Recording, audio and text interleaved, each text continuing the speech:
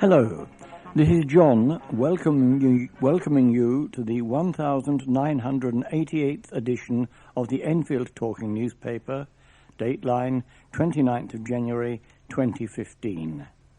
The readers this week are Caroline, Maureen, Roz and myself, with Jason on the controls. The items that we will be reading come from our local newspapers, the Enfield Gazette and Advertiser and the Enfield Independent, and are their copyright. Our title music is Country Rock Polka, composed by Pat Prilly, Fernand Bourillon, Harry Brewer, and performed by Jean-Jacques Perry, and is used with his kind permission. Local stories this week include I almost missed my stop, says the railway boss, a park group saying there's nothing left, the story about our oldest resident who has died, a snowdrop explosion, and an interview with the 3 Degrees. If you are experiencing any problems receiving your Enfield Talking newspaper, please phone Diane de Jersey on 020 8805 6578. She is your listener's representative and will be pleased to help you. Now, Caroline will read the first item of local news. Forget the Dutch and tulip mania. The ultimate snowdrop sale bloomed into the best yet in Enfield on Saturday. Hundreds of flower growers from all over the world flocked to Middleton House Gardens, which set its own record for the price of a bulb at £100. Despite the cold, there were queues outside the Balls Cross site 3.5 hours before the opening, with about 250 snowdrop buyers from the United States, Ireland, the Netherlands and Belgium, as well as the UK. A spokeswoman for the garden said, "Queuing for the sale started around 7 a.m, and at the opening people ran to get their favourite stand before anyone else. Stock sold out very quickly. 3 bulb types sold for £100 each. They were Galanthus Green Tip and Galanthus Chandlers from Cambridge's Monk Silver Nursery, and the Castle Dragon variety, which was sold by Glen Chantry Nursery in Essex.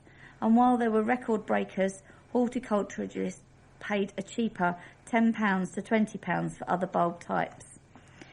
It was the 4th year of the event and the best, said Middleton House head gardener Andrew Turvey. This sale is growing in popularity year on year, with this being the most successful to date. The success stems from being the first big snowdrop sale of the year, and we have built a strong reputation for attracting the top sellers. Due to the event's popularity, organisers have confirmed sale dates for the next 4 years. The most expensive snowdrop in the world, the Elizabeth Harrison, was sold in February 2012 on eBay for £725. Some money from the sale is ploughed back into the restoration of E.A. Bowles Rock Garden at the 8-acre site. Mr. Turvey added, "I think E.A. Bowles would have been delighted to have had so many keen galanthophiles at Middleton House Gardens purchasing rare and unusual snowdrops." A park group was left fuming after seeing green space decimated during redevelopment work. Friends of Berry Lodge Park in Berry Lodge Gardens, Edmonton, believed they were betrayed when an area of the park was stripped as part of restoration work. Plans had been agreed by Enfield Borough Council, Thames 21 and the park group to create a sustainable drainage system, SUDS, in Salmons Brook, which runs through the park to help reduce pollution from the nearby A10 highway. However, the group now claims that plans for the site showing a new wetland and pond were not agreed and have resulted in the clearance of the site.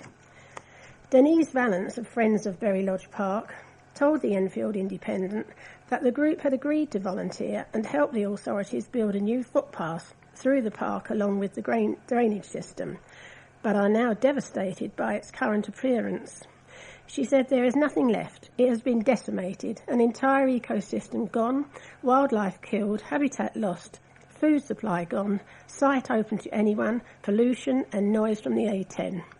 We never agreed to a wetland on this site. We were happy to see the drainage system be installed, but we told the council and Thames 21 we are totally against the wetlands and ponds. They could become stagnant pools.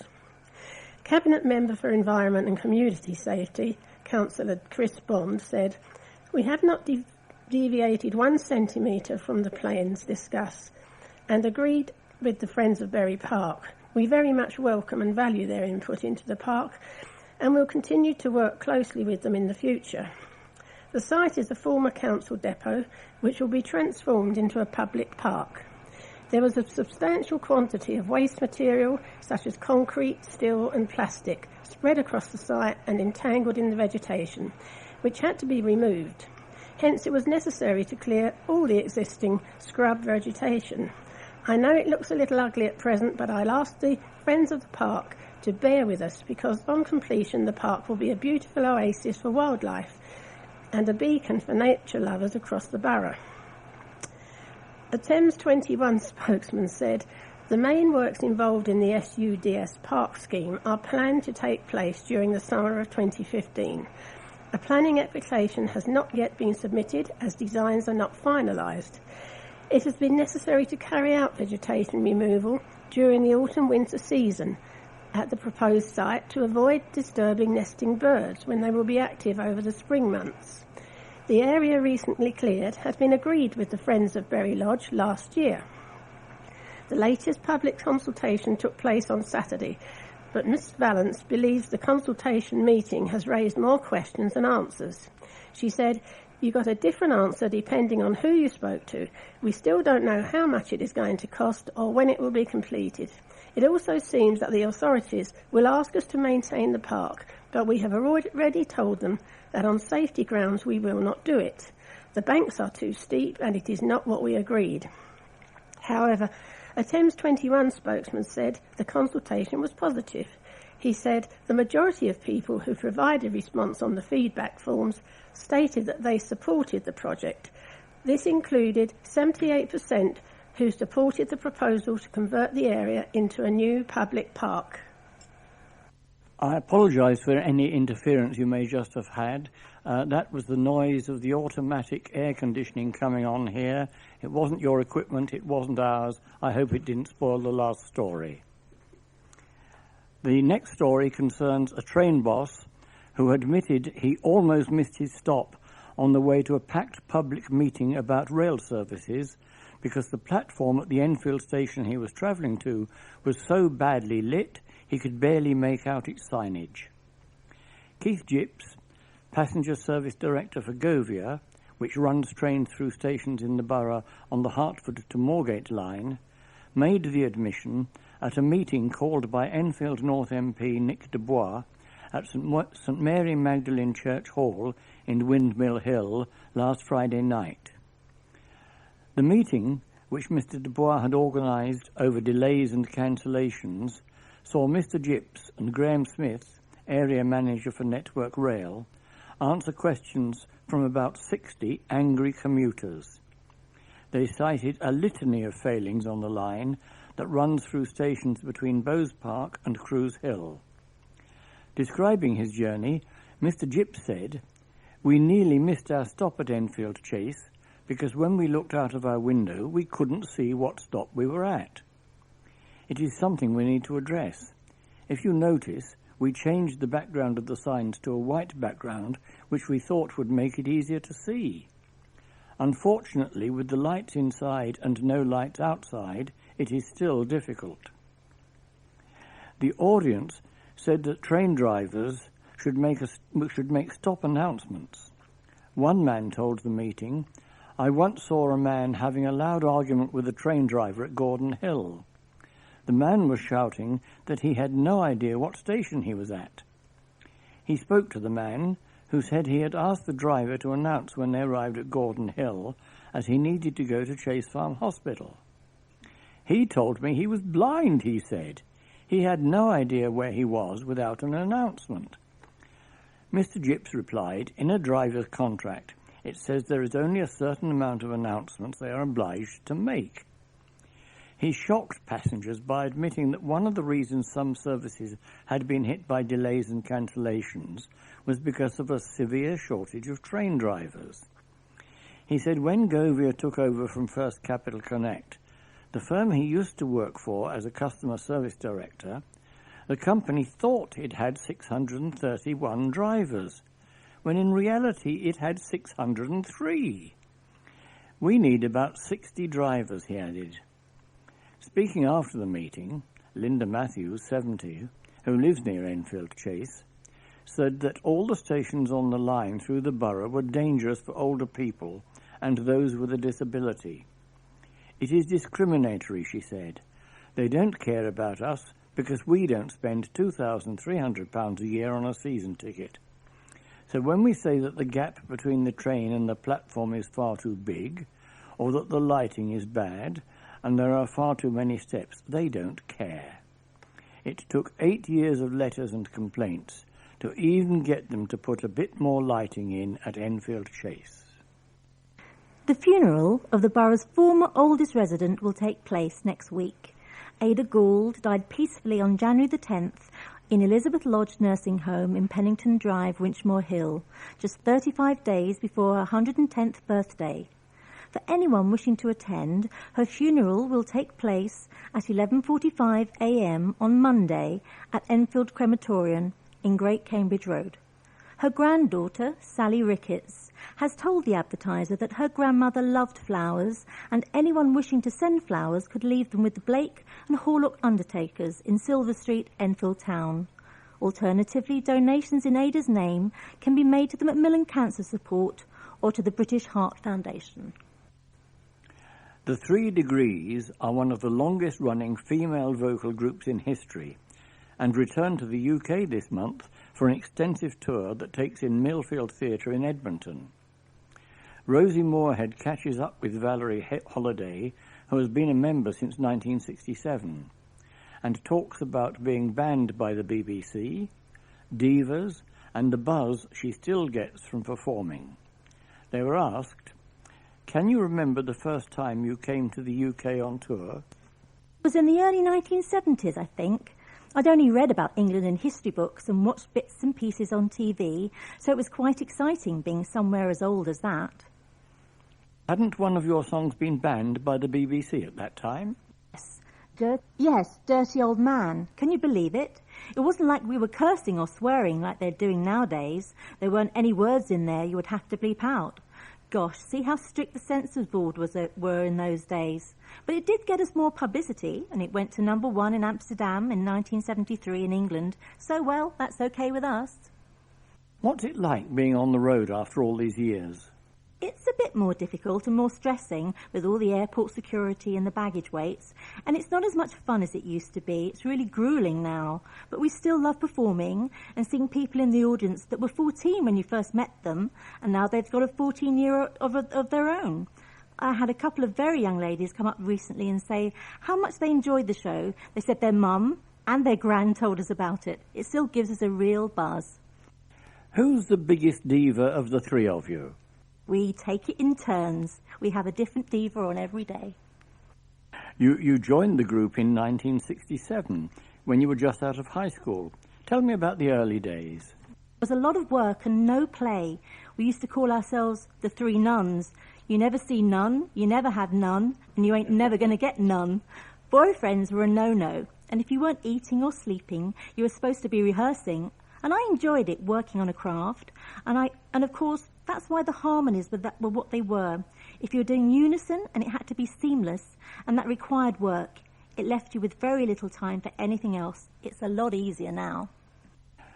Tell me, what advice would you give to your younger self? Get a lawyer. When you're young, you're naive and you don't know anything. You just listen to the people around you. But this business is hateful. Like other artists that came up through that era, we were robbed of royalties, and that was a lesson that we learnt. What's your favourite song to perform live? When Will I See You Again? It just fits everything. It's the perfect line. You're constantly leaving people, particularly family and friends that are in different countries, and it makes you want to hold on to them just a little tighter. You miss them every time you go away. People looked on in horror as a fire ripped through an Oakwood street. The blaze damaged the roofs of 2 properties in Lindell Crescent, Oakwood, and also gutted the first floor of a 3rd property on Friday. Ivan Turner's property suffered the most damage. He was woken up by what he thought was a burglary at 5 a.m. to find his home on fire. Mr. Turner, 52, said, "I ran upstairs to grab a torch, thinking I was being burgled, and saw smoke pouring out of the loft hatch. I was worried about the neighbours because all our roofs are interlinked, so I ran downstairs and switched off the gas and electricity and then banged on all their doors to make sure they knew what was happening. Then I had to stand out here and watch my house burn down, but at least nobody was hurt." Some of Mr. Turner's neighbours were woken up by the smoke, heat and noise of the London Fire Brigade attending the scene. James Headley, who was staying at his mother's house across the road from Mr. Turner, said, "The smell of the smoke and the noise of the engines woke me up at about 5 a.m. The roof was absolutely blazing and I could feel the heat from the fire from my bedroom window. It's definitely the biggest fire I've ever seen. It's a blessing nobody was injured. I've been running tea out to all the firemen all morning and now I've run out of milk." Another neighbour heard Mr. Turner's roof collapsing. She said, "The smell of smoke woke me up at about 5:30 a.m. and at first I was worried it was my house." A total of 4 engines and 21 firefighters from Edmonton, Barnet and Southgate fire stations attended the scene at 5:36 a.m. and managed to get the fire under control by 7:24 a.m. Mr. Turner and his partner recovered what belongings they could as investigators began the process of finding out what caused the fire. A poignant exhibition of artwork created by Enfield schoolchildren was the centrepiece for the borough's Holocaust Memorial Day commemorations. Teenagers from Winchmore School in Laburnum Grove, Winchmore Hill, were given the task of designing paintings based on what the Nazis termed degenerate art, a term used to describe almost all modern art. The exhibition, which will be on display at the Dugdale Centre in London Road, Enfield Town, until Saturday, was unveiled on Tuesday ahead of a ceremony to remember the dead from Holocaust across the ages. The National Remembrance Day falls each year on January the 27th, the anniversary of the Soviet liberation of the Auschwitz-Birkenau concentration camp in 1945. Set to perform during last night's ceremony were youngsters from Hazelbury Junior School in Hazelbury Road, Edmonton, who were due to stage a dramatised version of the book Rose Blanche. The book, by Roberto Innocenti, is named after the Rose Blanche, a group of young German activists who protested against World War II. Also taking part were youngsters from Highlands to World's End Lane, Winchmore Hill. Big-hearted council chiefs have reached out to violent gangs in the borough with a message of love for Valentine's Day. The Cabinet Member for Environment and Community Safety, Chris Bond, is sending Valentine cards to young people caught up in violent gang warfare in a bid to let them see there's more to life than postcodes and knives. With a message of "Don't break your mum's heart on Valentine's Day, she's more important than any gang." The cards are aimed at appealing to a softer side of gang members, and the cards will also contain details of organisations they can turn to for support and help turn their backs on gang life. Mr. Bond said that the tactic was one of a number of ways the local authority was getting tough on crime. "We know who our gang members are and what they've done in the past," he said. "These cards are a gentle reminder that they're on their case, and we will continue to be on their case until we clean up their act. We do a lot of innovative and effective work to tackle gangs and serious youth violence in the borough, and this campaign will build on and support those efforts.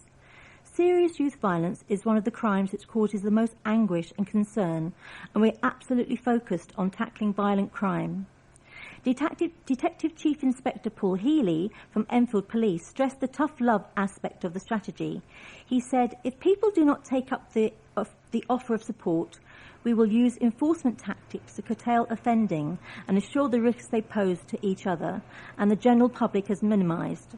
A spokesman for Enfield Council said that this latest tactic to show gang members the errors of their ways comes on the back of a string of initiatives to break down the gang culture that has resulted in a series of deaths in the borough in the past decade. He pointed to the spearheading of the call-in process, where known gang members attend court and are warned about the consequences of their lifestyle on other members of their community, including the parents of those killed as a result of rival gangs. I'm afraid it's not causing too many problems. A youngster from Palmer's Green was given a tour of a children's hospital after raising thousands of pounds for a charity that supports it. Lloyd Shields Spur, 11, has been donating all of his birthday money to Great Ormond Street Hospital in central London for years. He has also taken part in sponsored fun runs and last year collected money from shoppers at the Morrison store in Alderman's Hill, Palmer's Green. Lloyd, who goes to Finchley Catholic High School in North Finchley, was inspired to begin his fundraising efforts when classmates at Hazelwood Junior School in Hazelwood Lane, Palmer's Green, were treated at the hospital. He also has a 30-year-old uncle on the Isle of Wight who benefited from its world-renowned care. The cash he raised last year helped to pay for a bone scanner and an end-of-term party for children forced to stay on the Great Ormond Street wards over Christmas, when Lloyd was given a tour by staff to thank him for his efforts. He raised more than £500 in donations at Morrison's last year and has been invited back for a second go on April the 24th and 25th. Lloyd told the Advertiser, "It was really good to be able to see where the money I raised was being spent at Great Ormond Street. A few of my friends and my uncle were there, so I wanted to do something to help. I've been giving my birthday money to them, and we also had a decorated flower pot in Morrison's for people to make donations, and I've been invited to do that again for Smiles Day, which is great. The tour was great, and I am happy to help them." Proud mum Patricia Shields added, "He wanted to help. It was his idea to donate his birthday money a few years ago, and it sort of snowballed from there." And now for a letter from Eleanor Jarvis of Ladysmith Road. As the general election draws near, I was heartened to see Conservative members canvassing on behalf of Nick Dubois. I thought this would be an opportunity to let the party know firsthand exactly what I thought of its policies, both nationally and locally. After speaking to the canvasser at my front door, she handed me a questionnaire and suggested I completed it so Mr.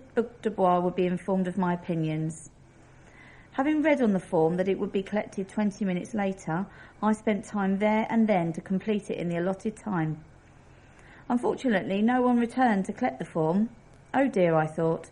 Never mind, I will post it in the envelope that the questionnaire told me would be attached. Oh dear, no, there was no envelope given to me. Yet again, broken promises from the Conservative Party. I would urge voters not to forget Chase Farm Hospital and the damage this government is doing to our National Health Service, both nationally and locally, when casting their votes in May. A rural idyll in the heart of suburban streets, with a wetland sanctuary for animals and cycle tracks for families to enjoy, could be on the cards if residents back a plan dreamed up by a group passionate about parks. The scheme to transform Furze Farm open space in Furze Lane, Winchmore Hill, is the brainchild of the Friends of Furze Farm chairman, Tony Guyver. The vision has now been shortlisted for a chance to win a share of a £900,000 funding pot. Mayor of London Boris Johnson's Big Green Fund will allocate grants of £175,000 to winning projects as decided by popular support. Tony and Enfield Council Cabinet Member for the Environment Chris Bond called on residents to vote for the plan, which allowed children to explore nature in a safe space. This is an ideal spot because there are so many local schools nearby. They can have access to it, they can use it as a resource both for the curricular and extracurricular activities, Tony said. It would be a space for all. With North London Hospice just round the corner, the carers could finally bring people out into the space in wheelchairs. At the moment there is no disabled access, and these plans would totally change that. Tony said that the wetlands will be managed by Clean Water Campaign Group Thames 21. which will plant reeds, flowers and plants to make the water clean and safe. She added that diverting surface water from culverts that can overflow, leading to flooding, will mean that floods can be better managed, with 30,000 cubic metres of water able to be held in the new system. The scheme will also see 500 metres of river restored after the Moor Brook was diverted underground 50 years ago. My home here was flooded 2 years ago, and around here there is often a lot of surface water, and this is the best way of making sure that water actually has somewhere to go, said Tony of Furs Lane. Mr. Bond said that the plans were brilliant because they are good for the community and good for local residents. Heaping praise on the group, who worked with Council Officer Ian Russell, he said, "This is one of several park plans we have, including proposals for Pims Brook, which would see the water being cleaned before it has a chance to pollute the lake in Pims Park. To vote, go to www.london.gov.uk/big-green-poll." And here's a letter from Kay Butler, Cunningham Avenue in Freezywater. It is understandable to try to segregate cyclists for safety reasons, and it is always regretful when an injury or loss of life occurs on our roads. But the Council is really trying motorist patience with these proposals of huge route amendments in Enfield to cater for those on bikes, the very people who pay nothing to use our roads. Isn't it about time they paid their way like other road users? Not all cyclists are responsible road users, and neither are all motorists, but motorists are invariably punished by law for their irresponsibility in the form of bans, points and disqualifications. But what exactly do cyclists get? The irresponsible cyclist considers traffic lights and zebra crossings as unnecessary obstacles that are to be ignored in their pursuit of personal best times to back and forth from work, and they consider safety helmets as unfashionable.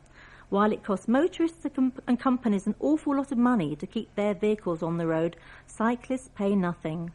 Surely the time has come where they should be proven to be competent in using the road by means of certification. Wear compulsory safety attire, and most importantly, they should pay some form of road tax of minimal proportions, say £25 per year, shown by a small disc attached to the bike frame. The revenue could go towards the route modification costs, and this would deter the irresponsible bike rider and give power to the authorities to remove those people from the roads, therefore cutting the accident rate. I cannot think of any reason why they shouldn't pay something. My son cycles in his chosen sport, so by all means encourage cycling and provide suitable lanes and routes for cyclists, but ensure that those using the roads are fit and competent to do so and have paid their way to use the road as law-abiding motorists have to do. We have now reached the end of side one of this tape. Please stop your machine now, take out the cassette, turn it over and start side two.